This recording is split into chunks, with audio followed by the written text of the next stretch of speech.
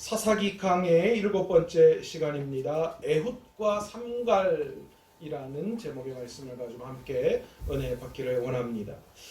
하나님께서는 바알과 아세라를 예배하는 가나안 세대 이스라엘 백성들의 죄악을 지적하시며 그들을 돌이키기 위해서 이방 메소포타미아 왕 구산 리사다임을 사용하셔서 이스라엘을 징계하셨습니다.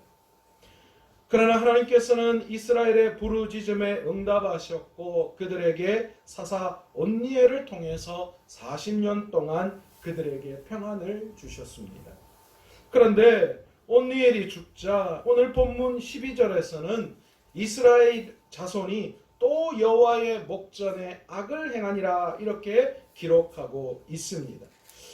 여러분, 우리는 사사기를 보면서 계속해서 반복적으로 이스라엘 자손이 또 여호와 앞에 여호와의 목전에 악을 행하니라라는 그런 말씀을 계속해서 들을 수 있습니다. 그런데요, 여기서 악을 행하다라고 한 이 말 뜻이 히브리어 동사로 야시프라고 하는 단어인데, 이 단어의 뜻이 뭐냐 하면 더하다 그리고 계속하다라는 그런 뜻이 있거든요. 우리는 사사기를 보면서 이스라엘 자손이 또 여호와의 목전에 악을 행한다라고 이야기했을 때, 이들이 하나님 앞에서 하나님이 사사를 통하여 평안을 줄 때는 괜찮지만 금방 또다시 죄를 짓거나 단순히 그냥 죄악이 반복되어지는 것으로 우리는 생각하기 쉽지만, 그러나 히브리어 동사인 이 야시프라고 하는 이 단어의 의미를 우리가 깊이 있게 오늘 본문에 적용시키면 우리가 이 말을 할 때마다 우리는 무엇을 느낄 수 있느냐 하면, 이스라엘 자손이 또 여호와 앞에서 악을 행하는데 그 악이 뭐 하다는 거예요? 계속해서 더해가고 있다는 거예요. 그냥 계속 반복적인 죄를 범하는 것이 아니라 죄 위에 뭐 하는 거예요? 죄가 또 더해지고 그 죄 위에 또다시 죄가 더해지는, 반복적으로 죄가 계속해서 쌓여 올라가는 그 죄악들이 계속 행해지는 안타까운 일들이 그들 가운데 일어나고 있었다라는 것을 우리는 오늘 본문을 통하여 볼 수 있습니다. 그러니 이스라엘 자손이 또 여호와의 목전에 악을 행했다라는 이 말을 들을 때마다 우리는 이스라엘의 반복적인 죄악뿐만이 아니라 그들의 죄가 계속해서 더 많아지고 있다라는 것을 우리는 미루어 짐작할 수 있다라는 거예요. 여러분, 우리도 마찬가지입니다. 우리가 하나님을 떠나면요, 과거에 하나님이 계실 때 그때 그 죄로 끝난다라고 생각하기 쉽지만 전혀 그렇지 않다라는 거예요. 우리가 하나님을 떠나면 우리의 죄악이 죄 위에 죄가 덮이고 그 위에 또 다른 죄가 덮이는 그런 일상들이 우리의 삶 가운데 계속 반복되어지고 만다라는 것을 우리는 오늘 말씀을 통하여 깨달을 수 있어야 합니다. 점점 이스라엘의 죄가 더해갔고 그 죄악이 계속되자 하나님께서는 모압 왕 에글론을 통하여서 그들을 징계하셨습니다. 에글론은 암몬과 아말렉을 거느리고 이스라엘의 이 상징적인 도시였던 여리고 성읍을 점령합니다. 오늘 본문 13절에 보시면 종려나무 성읍이라고 이야기하는데 이것이 바로 여리고 성읍을 말합니다. 그렇게 점령당한 이스라엘은 무려 안타깝게도 18해라는 긴 세월 동안 에글론을 섬겨야만 했습니다. 앞에 이 에훗이 그들을 해방할 때에 그들이 몇 년 동안 압제를 받았어요? 8년이라는 세월 동안 이 이방 민족에게 압제를 받았다면 이제는 18해 동안 안타까운 압제를 받았다라는 것을 우리는 볼 수 있습니다. 모압 왕 에글론의 고난 속에서 이스라엘 백성은 더 이상 견딜 수가 없어 하나님 앞에 부르짖습니다. 그런데 우리 하나님은 참 대단하신 분이시죠.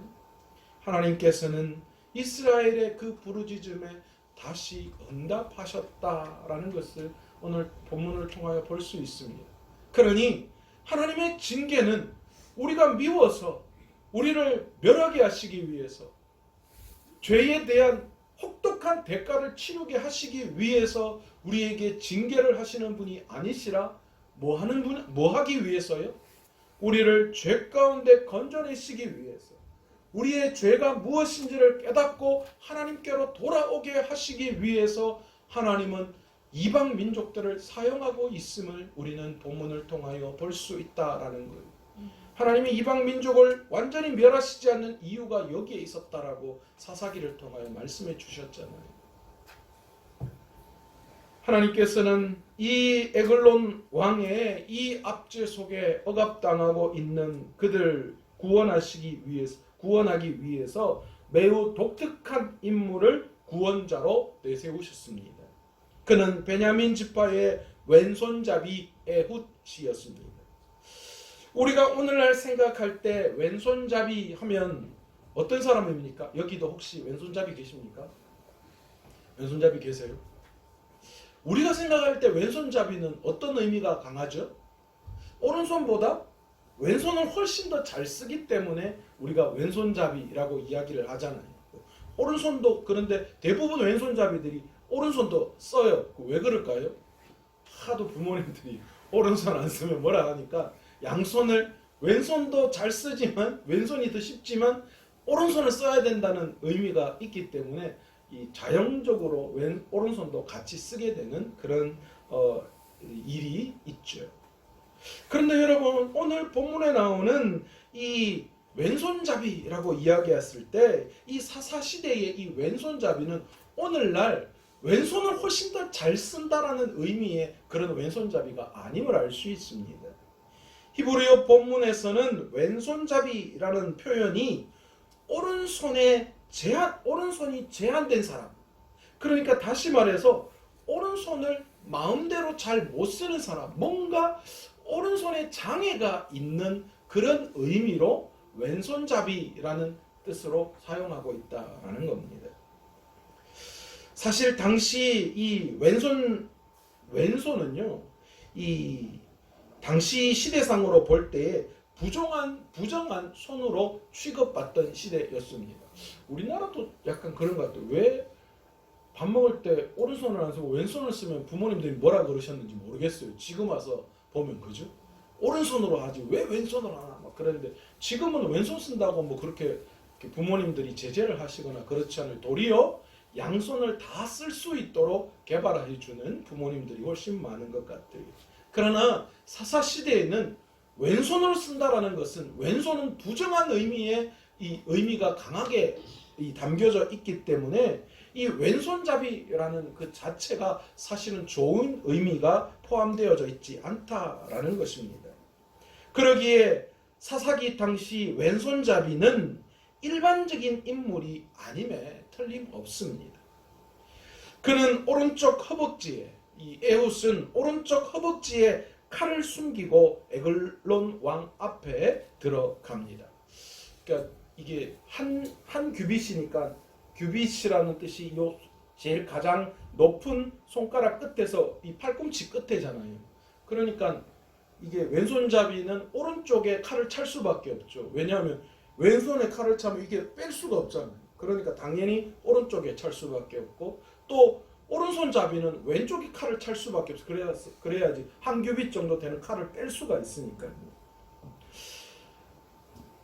이 에훗이 오른쪽에 칼을 차고 에글론 왕 앞에 섰을 때에 아무도 그를 의심하는 사람이 없었다. 성경은 그렇게 이야기합니다. 왜 그렇습니까? 당시 왼손잡이는 별로 없었고 부정한 것이니까 설마 왼쪽에 오른쪽에 칼을 차고 왔을 리가 없으니까, 대부분이 다 왼쪽에 칼을 차고 있으니까 그런 부분에 있어서 의심을 받지 않았다라는 거예요. 이 에글론 왕을 본문에서는 비둔한 사람이라고 표현하고 있는데, 저도 오늘 비둔하게 보이지 않기 위해서 머리를 짧게 잘 깎고 왔습니다. 이런 이야기할 때 비둔하게 보이면 안 되기 때문에.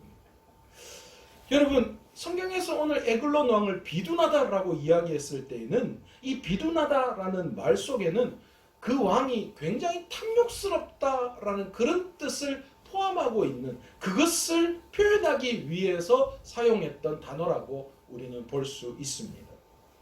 에글론에게 공물을 바치는 일을 맡았던 에훗은 공물을 바친 후에 혼자 다시 에글론 왕 앞에 들어와 에글론 왕을 암살합니다. 본문 21절에서 22절을 통하여서 어떻게 에훗이 에글론 왕을 암살했는지 너무 적나라하게 표현하고 있죠. 이 오른쪽에 찬 칼을 왼손으로 뽑아서 에글론 왕을 찔러서 그 칼 손잡이가 이 등 끝까지, 몸속까지 들어갔다. 그리고 그 팔을 빼지 않았기 때문에 이 기름이 칼날에 엉겨붙은 그런 상태였다라고 아주 잘 표현하고 있습니다. 에훗이 에글론 왕을 죽이고 문을 잠그고 도망친 사이에 에글론의 부하들은 왕이 그곳에 있음을, 그곳에서 무엇을 하는지 알아차리지 못했다. 그렇게 성경은 말씀하고 있는데, 왜 그러냐면 오늘 본문 24절에 보시면 왕이 서늘한 곳에 있으면서 뭐라고 이야기하고 있죠? 이 다락방의 문이 잠겼음을 보고 또 그의 발을 가리우신다, 그런 이야기를 하는데, 이게 성경은 뭘 표현하고 있냐면 왕이 용변을 보고 있다라는 그런 의미로 이걸 사용하고 있다는 거예요. 그러니까 신하들이 왕이 발을 가리우고 문 다 잠궈놓고 그렇게 하고 있는 것은 왕이 지금 용변 보고 있으니까 아무도 그 근처에 얼씬거릴 수가 없었던 것이죠.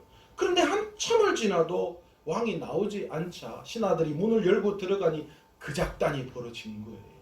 그 사이에 에훗은 어떻게 합니까? 자기가 살고 있는 곳으로 도망을 친 것이지. 하나님께서는 그렇게 왼손잡이 에훗으로 비둔한 에글론을 물리치게 하셨습니다. 세상 사람들은 에글론을 크다 여겼습니다. 그는 탐욕스러운 자였고 그 탐욕을 채울 만한 그런 여러 가지 힘과 능력을 가지고 있는 자였습니다. 그래서 세상 사람들은 에글론 왕을 두려워했고 그래서 그에게 공물을 바치는 그런 일을 행해 왔습니다. 이스라엘 백성들도 18해 동안 에글론 왕을 두려워해서 공물을 바칠 수밖에 없었죠.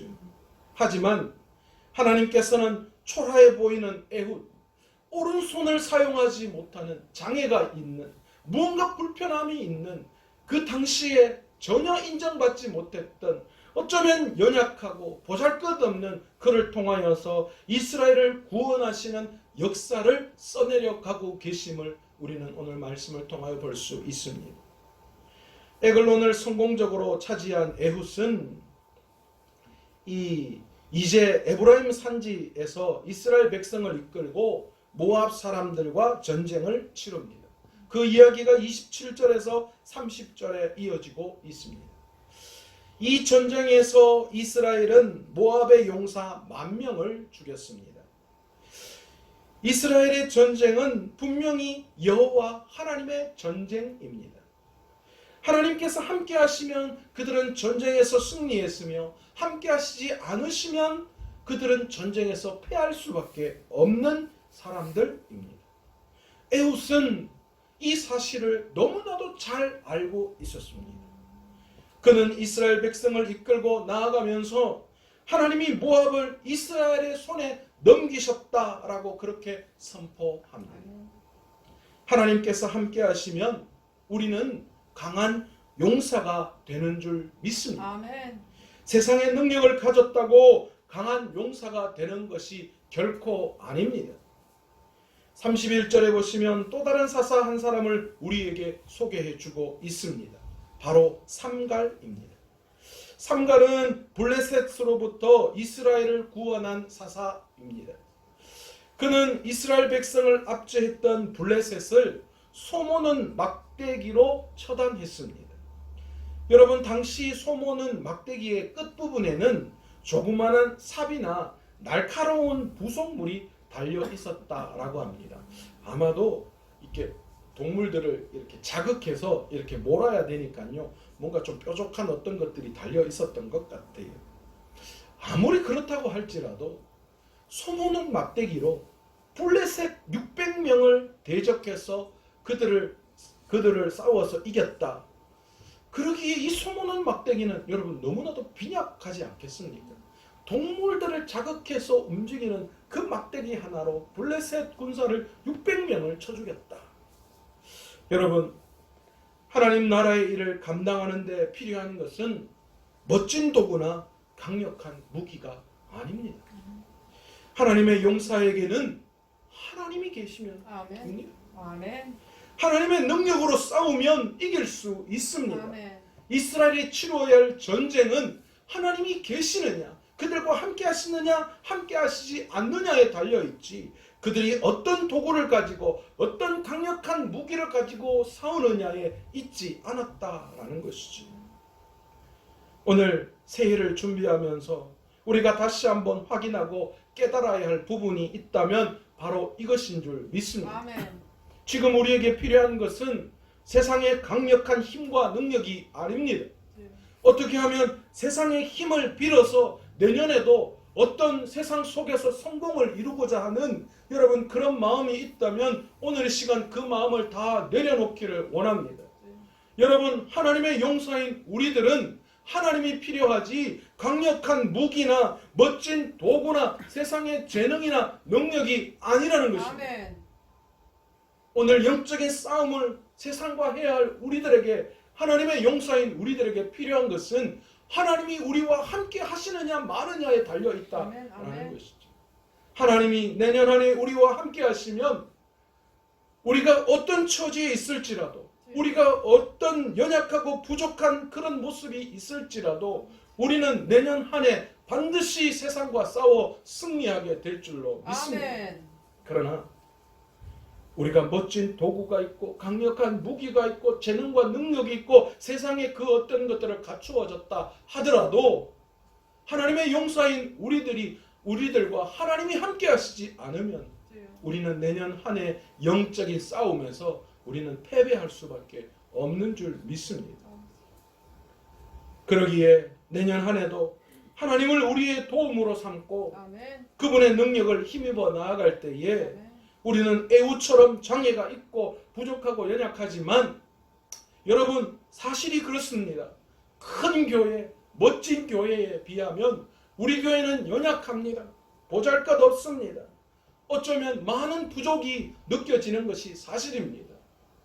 그러나 그럼에도 우리의 손에 있는 것은 삼갈처럼 아무것도 아닌 소막대기 그거 하나에 불과한 그 막대기 하나가 있을지라도 하나님께서 위대하게 아멘. 그 도구를 하나님의 손에 사용하시면 아멘. 블레셋의 600명의 군사를 이긴 것처럼 하나님께서 놀랍게 우리 교회의 승리를 가져다 주실 것이고 아멘. 우리 귀한 성도님들의 삶의 승리를 가져다 주실 줄로 아멘. 믿습니다. 아멘. 이스라엘을 구원하시는 사사로 쓰임받은 에훗과 삼갈은 너무나도 평범한 모습으로 기적 같은 대단한 일을 이루어냈습니다. 하나님이 그들과 함께 하셨기 때문에 가능한 일이었습니다. 아멘. 그들이 특별한 재능이 있거나 능력이 있었던 것이 아닙니다. 자신의 힘과 능력으로 하나님의 일을 감당할 수 있는 사람은 아무도 없습니다. 그건 교만입니다. 내가 그래도 이 정도 있으니까, 이 정도 재능이 있으니까 내가 하나님의 일을 감당할 수 있다라고 생각하는 그 순간 이스라엘은 패배할 수밖에 없었습니다. 그러나 그들의 연약함을 깨닫고 하나님을 의지할 때에 아멘. 하나님이 그들과 함께 해주셨고 아멘. 그들은 어떤 대적들과 싸워도 승리할 수 있었습니다. 아멘. 그러나 그들의 능력을 의지할 때에 그들보다 훨씬 부족하고 연약한 가나안의 민족과 싸워서 그들은 패배할 수밖에 없었다는 것이죠. 지금 우리가 가진 부족함과 약점 때문에 위축되거나 낙심할 필요가 없습니다. 아멘. 내년 한 해를 바라보면서 어떻게 하나, 내가 가진 것, 내가 지금 가지고 있는 재능, 능력, 소유, 그것을 가지고 내년 한 해 또 어떻게 내가 이 험난한 세상을 살아가야 하나, 여러분 걱정할 필요 없습니다. 아멘. 하나님께서는 우리 자신도 외면하고 싶은 연약하고 부족한 그것을 사용하셔서 아멘. 하나님의 놀라운 역사를 이루어 나가시는 줄 믿습니다. 아멘. 내게 있어서 가장 약점이라고 생각했던 그 약점을 가지고 하나님은 강하게 역사해 주시는 분이신 줄 믿습니다. 아멘. 제가 그런 것 같아요. 남들 보기에는 뚱뚱해가지고 좀 웃잖아. 그래도 누가 봐도 그래도 조그만하고 왜소한 사람이 강단에 서 있는 것보다 그래도 좀 덩치가 좀 있어야 좀 그래도 좀 있어 보이지 않습니까? 아멘. 영성 보세요. 그렇죠. 아멘. 어디 내놔도 저 정도 이렇게 덩치우면 그래도 아유 우리 목사님 괜찮다. 아멘. 그렇지. 하나님은 약점이라고 생각했던 그것을 하나님이 함께 하실 때에 아멘. 하나님이 사용하셔서 아멘. 위대하게 하신다라는 아멘. 거예요. 아멘. 그러니 내년 한 해를 준비하면서 여러분 두려워하거나 떨 이유가 없습니다. 아멘. 걱정하지 마십시오. 아멘. 하나님이 함께 하시는 것이 중요한 겁니다. 아멘. 여러분 우리가 하나님의 군사라면 주여. 내가 소유하고 있는 것이 중요한 것이 아니라 하나님이 나와 함께 하시느냐 마느냐 그것이 중요합니다. 아멘. 아멘. 저는 오늘 말씀을 준비하면서 다시 용기가 생기고 힘이 생겼어요. 아멘. 그래서 막 마음이 지금 급해요. 그 전까지만 해도 내년 한 해 또 어떻게 하나 사실 저도 그런 마음이 있었어요. 그러나 우리 교회가 저와 여러분이 하나님의 용사라면 아멘. 우리가 가지고 있는 것 가지고 걱정하고 두려워할 필요가 없고 아멘. 과연 하나님이 나와 함께 하시느냐 그렇지 않느냐를 걱정하고 나아가야 할 줄 믿습니다. 아멘. 그러기에 오늘도 이 저녁에 하나님 앞에 나아가서 하나님 우리 교회와 함께 해주십시오. 아멘. 하나님 제 삶 가운데 함께 해주십시오. 아멘. 우리 가정 가운데 함께 해주시고 아멘. 우리 자녀들 가운데 아멘. 함께 해주십시오. 그래서 우리의 연약함을 아시는 주님께서 그 연약함을 도리어 사용하셔서 아멘. 내년 한 해에는 위대한 하나님의 일을 감당할 수 있도록 우리를 사용해 달라고 아멘. 그렇게 나아갈 때 하나님께서 내년 한 해에도 우리에게 소망을 주시고 아멘. 힘을 주시고 아멘. 그래서 그 모든 것들을 감당할 수 있는 힘을 우리에게 허락해 주실 줄로 믿습니다. 아멘. 그러니 이제 내년 한 해를 설계하면서 걱정하지 마십시오. 아멘. 여러분 두려워하지 마십시오. 아멘. 서연아 내년에 대학교 가는 거 걱정하지 마. 아멘. 두려워하지 마. 걱정할 필요 없어. 아멘. 수아야 내년 고3인데 걱정하지 마. 여러분 내년 한 해는 세상 가운데 더 어렵다라고 이야기합니다. 그러나 여러분 걱정하지 마십시오. 아멘. 그건 세상 사람들이 하는 걱정이에요. 아멘. 우리는 그거 걱정할 필요 없어요. 아멘. 이삭이 흉년 때에 어떻게 했다고 성경은 기록하고 있습니까? 하나님이 100배의 소득을 주셨다라고 말씀합니다. 아멘. 이삭이 우물 파는 귀신이었다. 우물을 파면 물이 나왔어요. 그런데 블레셋들이 와서 그 우물을 차지하려고 하니까 그냥 이삭은 다 포기하고 다른 곳에 가서 또 우물을 팠어요. 아멘. 그런데 또 거기에서 우물이 아멘. 또 터져 나오는 거예요. 아멘. 또 블레셋이 와서 또 그렇게 자기 거라고 하자 이삭은 또 포기하고 다른 곳에 가서 우물을 아멘. 팠습니다. 아멘. 그런데 그곳에서 또 우물이 났어요. 아멘. 여러분 우리의 삶도 마찬가지 아니겠습니까? 하나님이 우리와 함께 하시고 아멘. 우리가 하나님의 계획 가운데 있으면 아멘. 여러분 하나님께서 어떤 상황과 어떤 곳에 있을지라도 우물이 샘솟는 놀라운 역사를 일으켜 주실 줄로 믿습니다. 아멘. 오늘도 그 하나님을 바라보시고 아멘. 내년 한 해 하나님 우리와 함께 해주십시오. 아멘. 그래서 영적인 전투에서 반드시 승리할 수 있도록 은혜 베풀어 달라고 기도하며 내년 한 해를 설계하는 저와 여러분 되시기를 간절히 축원합니다. 아멘.